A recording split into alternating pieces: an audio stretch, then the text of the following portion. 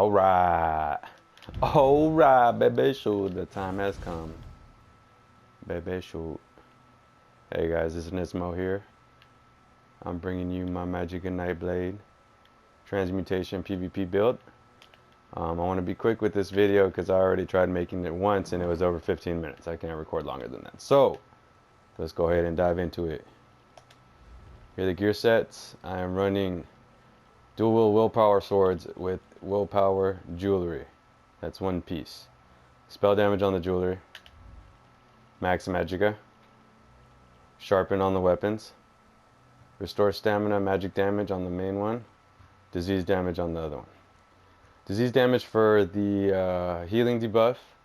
And restore stamina for the bit of stamina back whenever I do light attacks on the enemy. Back bar, Resto staff, Lich. I have the weapon damage, spell damage proc on it. That way, whenever I light attack with the staff from range, it procs the spell damage before I ambush in and start DPSing. I'm also running Lich on the body, 4 pieces. That's head, chest, shoulder, and gloves. All of them infused with Max Magicka. I am running Transmutation. That's the waist, pants, and feet. Now, preferably all Impen. I just happened to get a good deal on Nirn, so I bought it. All Max Magicka and 2 jewelry pieces, both with spell damage. Now, the reason I'm running Transmutation set is for the 5-piece bonus. When you heal an ally with the healing over time effect, you grant them 1304 resistance to critical hits. Now, this not only applies to allies, but this applies to yourself. So, Swallow Soul is a heal over time. So, you can see how this works. Let me take some DPS. Take some damage, pop my Swallow Soul. Now you see my crit resistance is at 2553. That's super high for a light armor user. And this is without having to sacrifice so many champion points.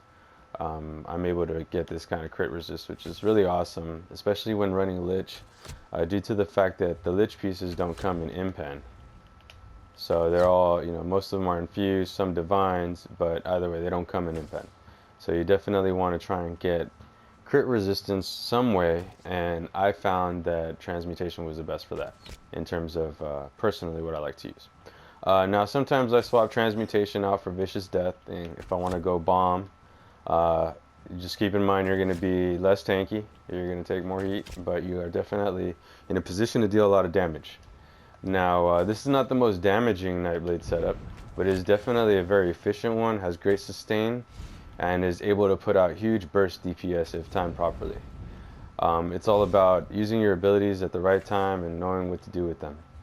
So let's go ahead and jump into the skills. On my DPS bar, I'm running Merciless Resolve. Now this is one of my favorite abilities for Magicka Nightblade. I time this ability for my burst. I generally try to use it either as an execute or my initial attack right before I execute. And it's just a great DPS. It does a shitload of damage. If you've seen some of my videos, you've seen I've almost one-shotted people with Merciless before. Lotus Fan for Gap Closer. It's also AoE, DPS, and a snare. It's one of the best gap closers in my opinion, due to the fact that it snares and it's an AoE. Concealed Weapon for the sustained DPS. It's non-reflectable, and it's also a single target CC. So if you go into stealth, this guy's killing me. You go into stealth, boom. Oh, he died. Okay, well generally if you go into stealth and you attack an enemy out of stealth with your concealed, they're going to be stunned and off balance for 4 seconds. So it's a great single target CC. Mass Hysteria for my main AoE CC.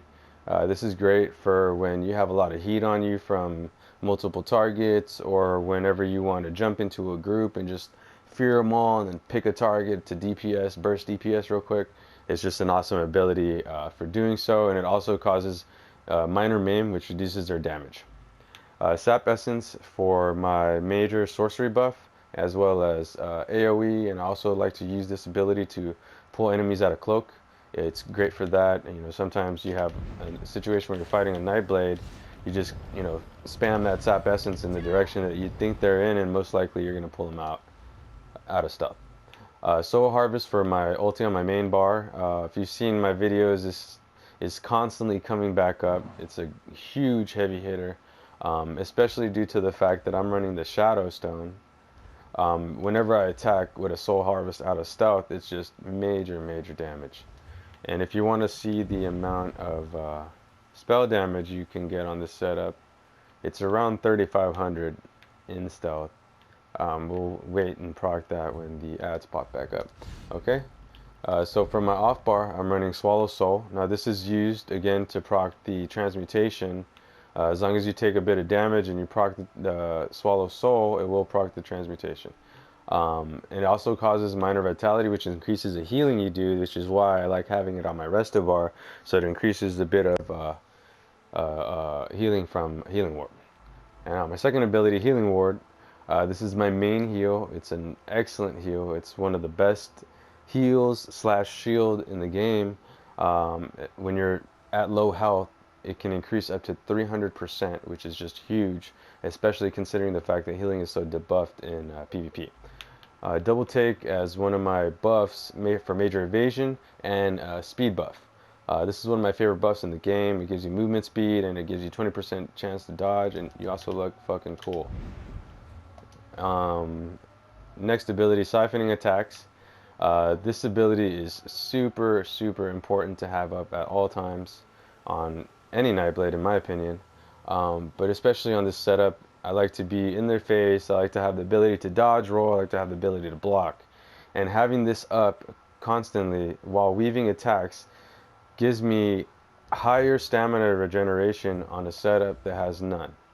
So you definitely want to have Siphoning Attacks up so that you have the ability to dodge roll, to break free, to do certain things that require stamina without it completely draining you, because if you are out of stamina, you will die. Shadowy Disguise as my last ability. Now I don't always run Shadowy Disguise. You can switch out Shadowy Disguise for Shadow Image. It's really up to you and what you prefer. I like Shadowy Disguise at the moment because I am running the Shadow Stone. So I do get to benefit fully, both ways. And for my off-bar ultimate, Soul Tether, whenever I have a lot of heat on me, group is trying to DPS me down, that's generally what I save it for, those oh shit situations. Other than that, I time my Soul Harvest with my Merciless, and that's generally how I like to burst people down. Now, if you don't want to run Merciless, you can run Impale on your bar as an execute. I've just found that Impale doesn't work as often for me as I'd like, and I get more use out of Merciless, aside from the fact that Merciless is also giving me 8% increased damage. I just like the huge burst DPS from it. And that's it for the gear and skills. Now let's go ahead and go into the champ points.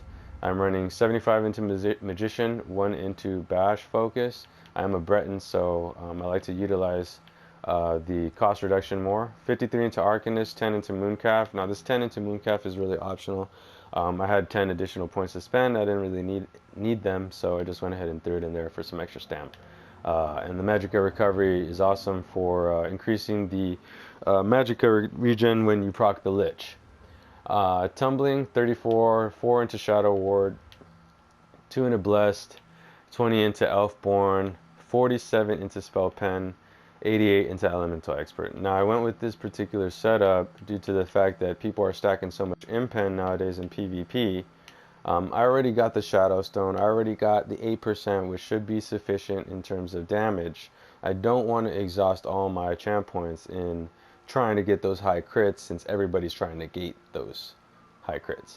So what I did want to do was make sure that those people that are tankier, a lot of people are running heavy armor this update. I want to be able to make sure that I actually DPS those guys, because they're just, tanky as shit, and we got to make sure that we're able to DPS them in some way. So I found that the spell erosion was benefiting me more in PvP. 88 into Elemental Expert, Elemental Expert, just to buff the your main magic damage. Nothing in here. 20 into Thaumaturge to increase the damage over time effects. Now this is completely wrong, and you should not have this. I don't know why I have this here. So most likely what I'll go ahead and do, I'll just go ahead and do it now, we don't have any dots on this build right now, except for Swallow Soul. So I'll just go ahead and leave 1 point into there. I'm going to drop the healing. I'm going to increase the healing a bit. Let's go up to 5%. And then, let's see how much I can get out of this spell crit. If we could get to 11%, that'd be nice. There we go. Boom. 11%. So this is what I'm going to stick with for now. And I got 30 points into resistant for increasing the critical resist while you don't have transmutation proc. You want to make sure that somebody doesn't get a quick burst on you before you can proc it. But it also does buff up the transmutation when it does proc as well. 13 in a thick skin to reduce the DOTs. 65 in a hardy, reduce physical damage. You do get hit pretty hard by physical damage with this setup. 62 into elemental defender. Actually, I'm going to go ahead and drop this a bit. I'm going to stack up hardy a bit. This should be nice. 3 in a bastion, 3 in a quick recovery, 1 into expert defender. Everybody's weaving attacks nowadays, so you couldn't hurt to have 1% damage reduction on that. Extra healing, a little bit of extra healing, a little bit of higher damage shields. Just couldn't hurt, you know, a couple points into that. And this is the way that I set up my character. I'm not going to say it's the best way to set it up, but this is definitely the way that I felt most comfortable with, and it's been working for me. If you guys want to go ahead and check out the damage putting out in this setup, let me just go ahead and let me proc it real quick. Okay, doesn't want to work with me.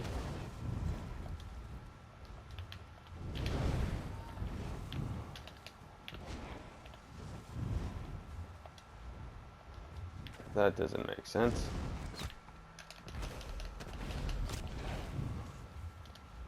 $34.61. Okay, took a while. Good bitch slap. All right, so let me show you this transmutation proc. Transmutation's procced. 34.61 spell damage, 25.53 crit resist. The stats are nice, my friends. The stats are nice. Let's go ahead and, well, I mean, that's pretty much all you need to see. If you want to see how the Lich procs, see your Magicka recover when the Lich is proc. Trying to exhaust my resources real quick. Probably better off cloaking. There we go. So, shoots up to 34.21 Magicka recovery. Again, guys, with the potion, unlimited sustain. Siphoning attacks, unlimited sustain. It's a great setup, a lot of fun, very, very damaging if used properly. And I hope you guys enjoy the setup. If you have any questions, feel free to ask me. If you have anything that you'd like me to touch on in terms of PvP or any of the classes, I do have 11 maxed characters, Stam and Magicka on all classes, so I will try and put out as much content as possible. Alright guys, I hope you guys enjoyed. I am back to streaming again here and there, so make sure to check me out on Twitch, /Nismo. And I hope you guys enjoy the setup. Take care.